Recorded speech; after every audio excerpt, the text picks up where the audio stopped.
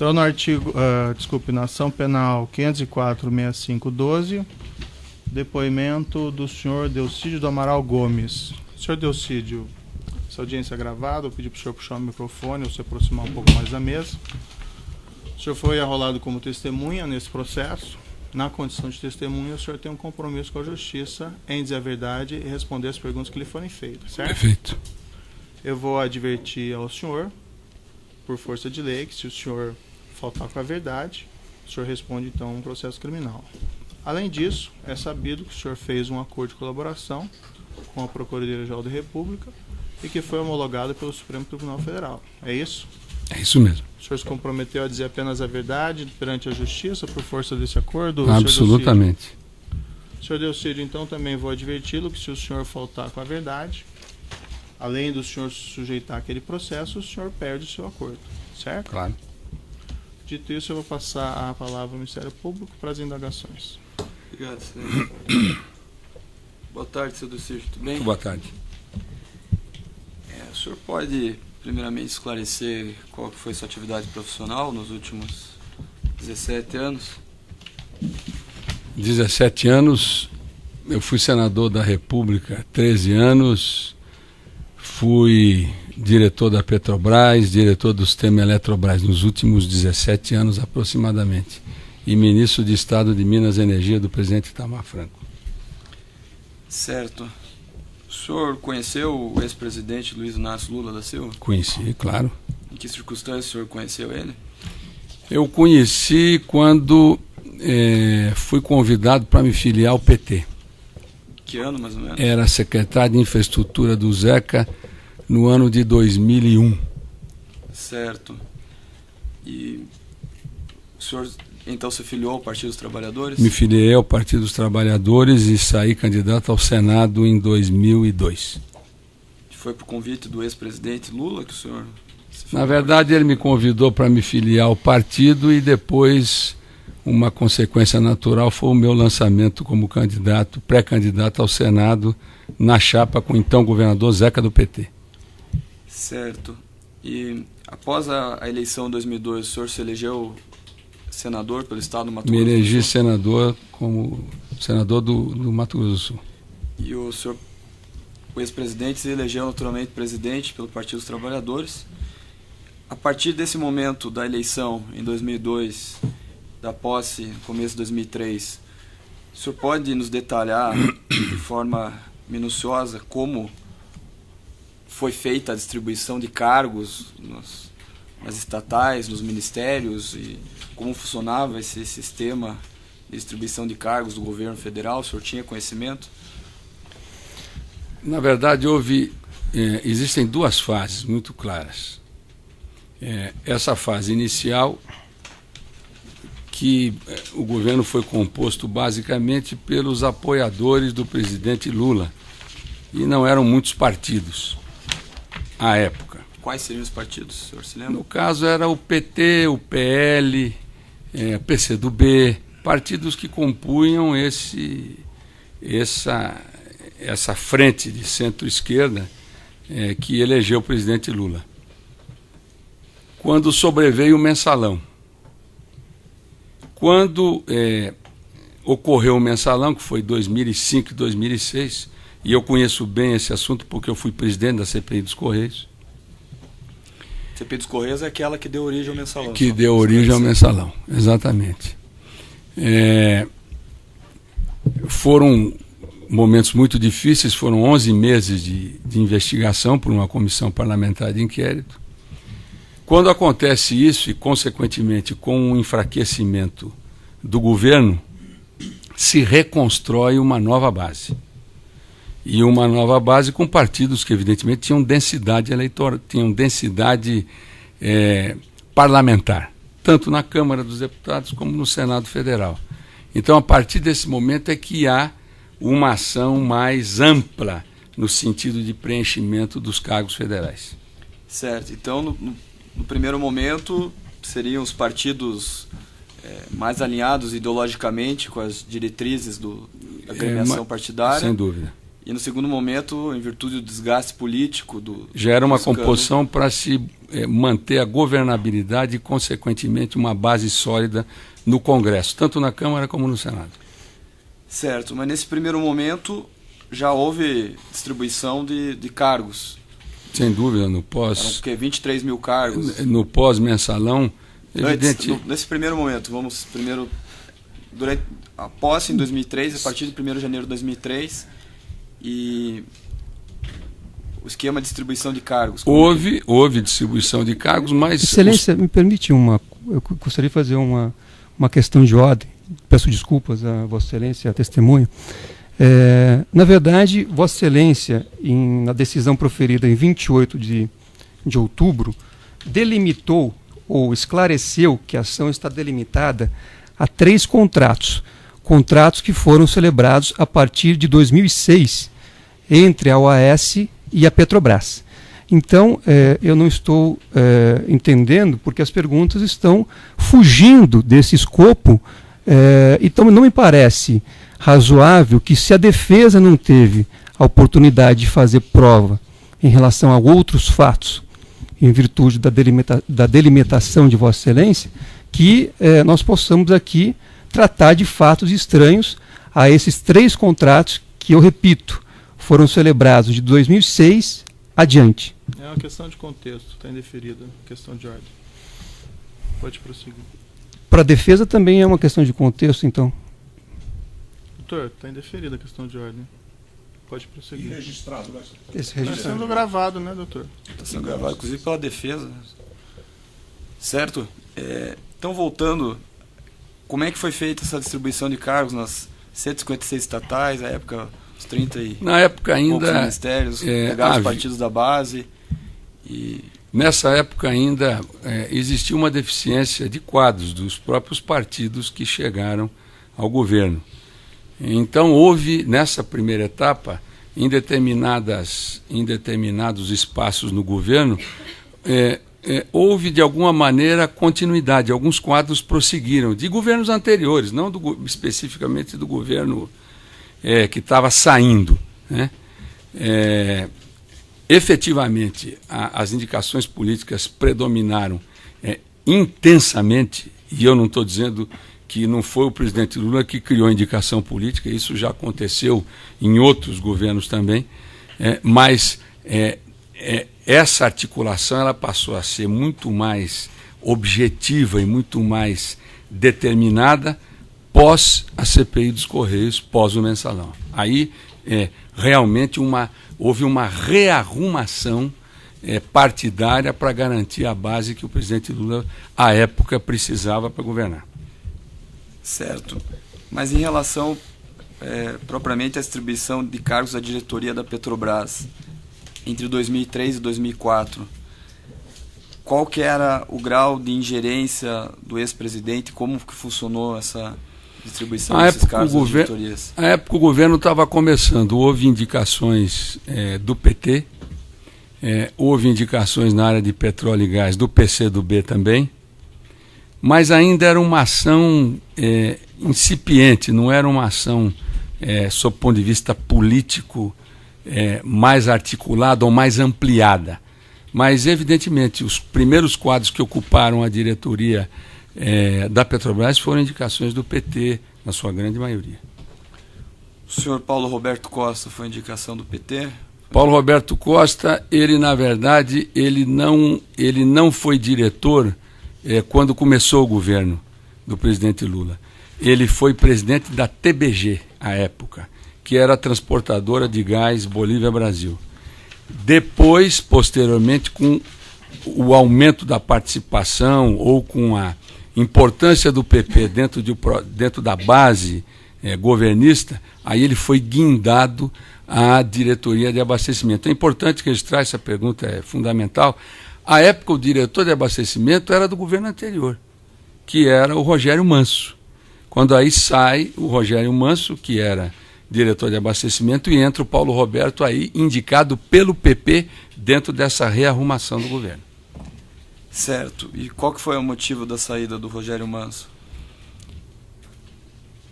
aparentemente havia uma identificação, ou procuravam, quer dizer, o que se dizia à época, que ele era muito identificado com o governo anterior, que ele era tucano e que, consequentemente, ele precisava ser substituído.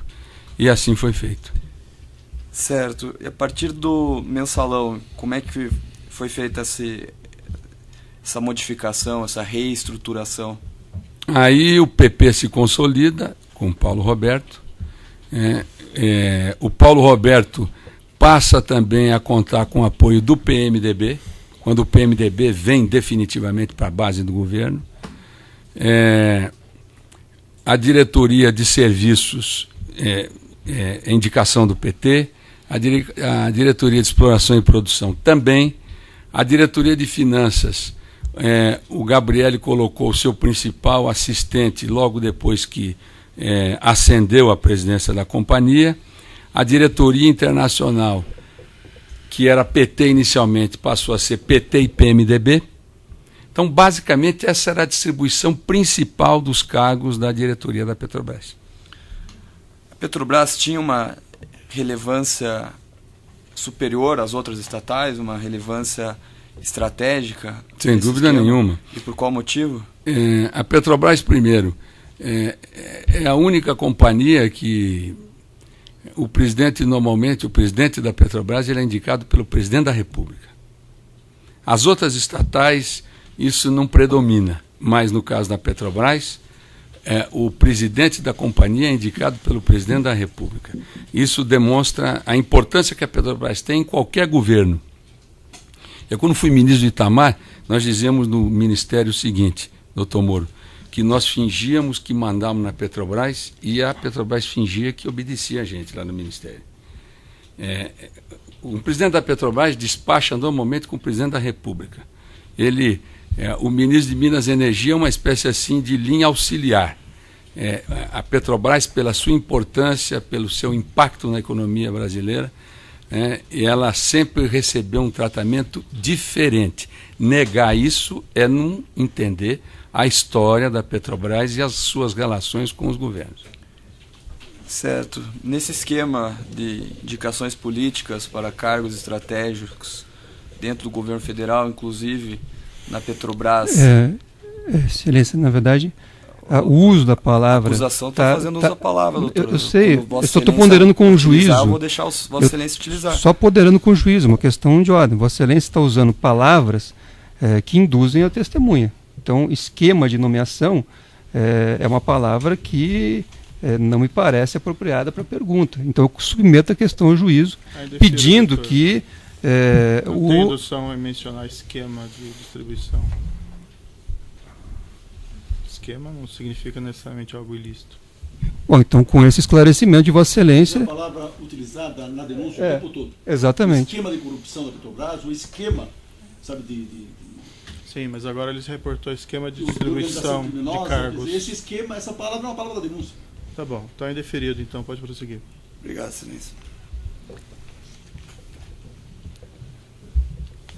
E o doutor tem que falar no microfone quando quiser intervir no processo. Eu não tenho culpa se só tem 2 microfones. Então aqui. o doutor peça o microfone para falar na próxima vez. Peça o microfone para falar, que é gravado, não tem como gravar, não fica falando do que o doutor fala. Eu falo mais alto. Prossiga, por gentileza. Obrigado, Excelência.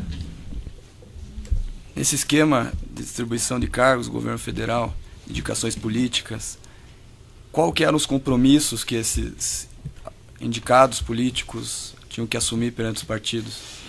Eu queria só fazer um registro que o fato de existir, corroborando o que o doutor Moro falou, o fato de existir uma indicação política, isso não quer dizer necessariamente que alguém está sendo indicado para roubar. Você tem que deixar bem claro isso, né? Às vezes eu fico preocupado com tentam sempre... O foco é a história na Inquisição. Eu não matei Joana d'Arc. Ninguém falou nada já. Eu não matei Joana d'Arc, mas ninguém perguntou isso, ninguém está tratando disso. Nós estamos falando sobre uma sistemática que é adotada pelos governos. Bom, quando há essa virada de governo com o mensalão, foram feitas indicações políticas e, no meu ponto de vista, e em função até de tudo aquilo, como líder do governo, como líder do PT, inclusive, que eu fui em anos anteriores, da base do governo, existia efetivamente, nas primeiras tratativas, um compromisso de cada um dos indicados trabalhar pelos interesses dos partidos que o apoiaram. Essa era a estratégia montada, né? E é inegável isso está mais do que demonstrado, é muito claro isso, e acho que a partir desse momento, né, houve uma abordagem, essa questão das indicações políticas, ela passou a ser um processo muito mais sistêmico, um processo muito mais amplo do que, por exemplo, em situações anteriores. Isso é inegável. Uma consideração, questão de ordem.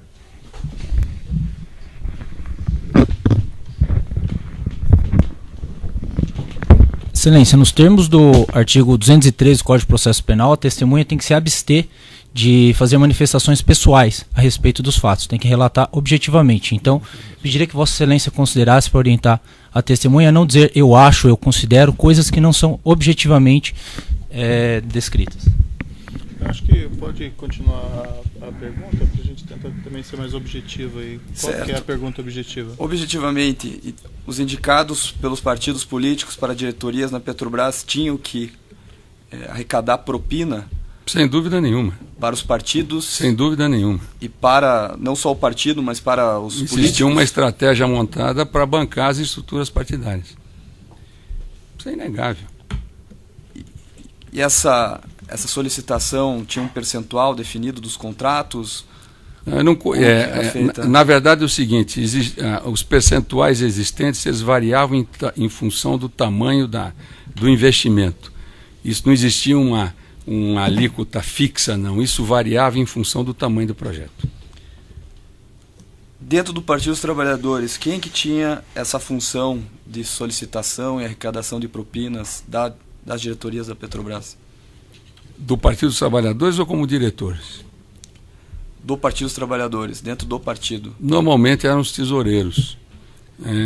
Anteriormente foi o Delúbio, e depois os tesoureiros que o sucederam, e mais especificamente o João Vacari.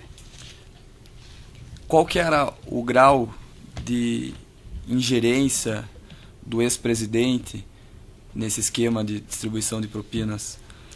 O presidente ele não entrava nos detalhes, mas ele tinha um conhecimento absoluto de todos os interesses que rodeavam a gestão da Petrobras e as diretorias e os partidos que apoiavam os diretores. O senhor utilizou uma expressão num depoimento. O ex-presidente sabia como a roda rodava. Sem dúvida nenhuma. O que isso significa e qual que são as circunstâncias que fazem o senhor chegar a essa conclusão? Por uma razão muito simples, procurador. A Petrobras, ela, de mais ou menos 2006 para cá, a Petrobras foi um instrumento, foi utilizada como um instrumento de desenvolvimento, como alguém, um catalisador de políticas governamentais, de conteúdo nacional. Ela funcionou como uma plataforma importantíssima, inclusive nas eleições de 2006. As eleições de 2006, os debates eram sobre, basicamente, Petrobras, presença do Estado. O modelo de exploração e produção de petróleo foi alterado porque havia um viés político intenso. Então, nesse caso específico, pelo papel que a Petrobras detinha, o presidente acompanhava muito mais de perto, porque ele tinha uma espécie de follow-up dos principais projetos desenvolvidos pelas diretorias. Dentre esses projetos desenvolvidos, ele tinha algum conhecimento do projeto Renest, refinaria Abreu e Lima, em Pernambuco?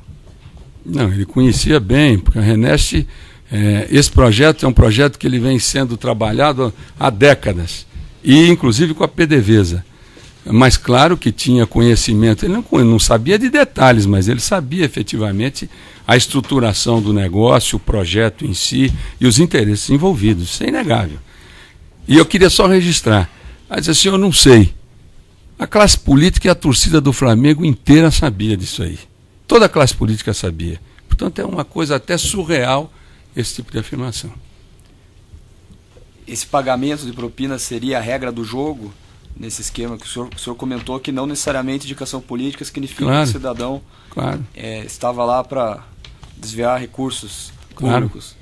Mas dentro da Petrobras, dentro da diretoria de abastecimento, diretoria de serviços e diretoria... Eu posso continuar, doutor? O senhor quer fazer as intervenções? Eu estou observando, se Vossa Excelência me permite, eu estou observando que Vossa Excelência está pondo as palavras na boca da testemunha. Não, estou fazendo perguntas se isso objetivas, era... doutor. Quando Vossa Excelência for perguntar, eu pretendo deixar Vossa Excelência Não, trabalhar. perguntando se essas eram as regras do jogo. Quer dizer, como é que você pode já colocar a resposta que você quer receber? Eu só pedi para fazer a pergunta mais curta, doutor. Basta que ele responda assim. Não precisa dizer mais nada. Você já dá a resposta. Já sugere, já induz. Certo, pode prosseguir as perguntas? Certo. Dentro das diretorias da Petrobras, havia um quadro de corrupção sistemática que fazia o conhecimento dessas práticas serem notórios na classe política? Absolutamente. E com poucas exceções. Eu não posso dizer que isso foi generalizado. Eu quero citar, por exemplo, o Rogério Manso, quando foi diretor de abastecimento, teve uma conduta irretocável.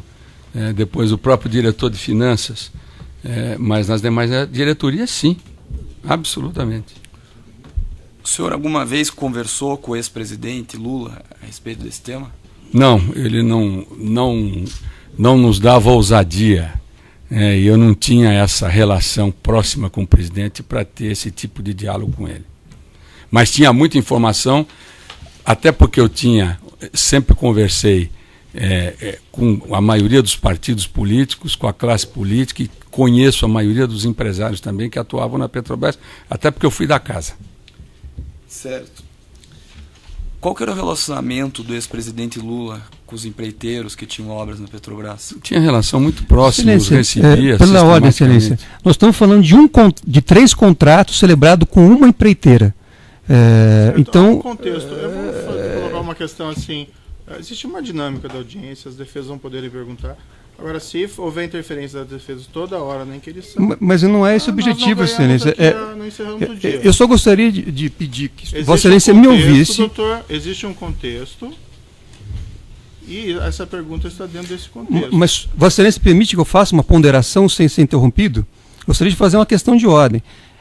Quando nós pedimos a produção de provas a Vossa Excelência foi muito claro e enfático ao dizer que a acusação se restringia a 3 contratos. E esses 3 contratos envolvem uma empresa. A defesa pediu a cópia de todas as atas de licitações dos contratos da Petrobras em 13 anos.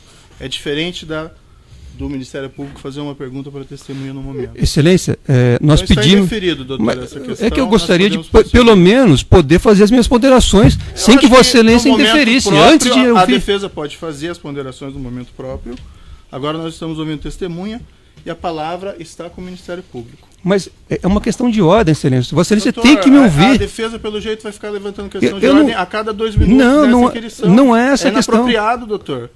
Está tumultuando a audiência. Pode ser inapropriado, mas é perfeitamente jurídico. Estão tumultuando a audiência. Porque o juiz preside, o regime é presidencialista, mas o juiz não é o dono do processo. Certo, mas então Aqui os limites são a lei. A lei é a medida de todas as coisas. E a lei do processo disciplina esta audiência. A defesa tem direito de fazer uso da palavra pela ordem para arguir questão de ordem. Ou se Vossa Excelência quiser eliminar a defesa, e eu imaginei que isso já tivesse sido sepultado em 1945 pelos aliados, e vejo que ressurge aqui nesta região agrícola do nosso país. Se Vossa Excelência quiser suprimir a defesa, então eu acho que não há necessidade nenhuma de nós continuarmos nessa audiência. Doutor, a defesa está tumultuando a audiência, levantando questão de ordem atrás de questão de ordem, não permitindo aqui que o Ministério Público produza a prova. Tanto o Ministério Público tem direito a produzir a prova, como a defesa. Vossa Excelência me permite? Não, doutor. Na verdade, o que nós estamos tentando impedir é o induzimento da resposta. Na verdade, o que nós estamos querendo impedir é que o doutor promotor faça perguntas que não têm relação com a causa. Não tem relação com a causa. A causa está limitada a 3 contratos. Essa questão já foi apreciada, há um contexto, o juiz está permitindo. Mas o contexto, qual é o contexto? Só existe na cabeça de Vossa Excelência. Que contexto é esse? O contexto para nós é a denúncia. Doutor, e onde é que o certo. contexto é a denúncia. Então está não é indeferido. aquele que existe na cabeça de Vossa Excelência. O contexto é a denúncia. Doutor, Nós pedimos que o Ministério Público se mantenha, portanto, no objeto da denúncia. Tá, então entendi a questão, está indeferido, existe um contexto. Pode prosseguir. É que houve um equívoco. Não, doutor, aí mas- é possível que nós continuemos com essa audiência com a defesa, mas, Excelência, adotando esse comportamento adequado. eu gostaria só de ser ouvido, porque cada vez que eu começo a O falar... seu colega já falou. Não, mas é que Vossa Tem Excelência... mais alguma coisa a dizer? Tenho. Excelência, Vossa Excelência disse que eu pedi ata dos últimos 13 anos. É verdade.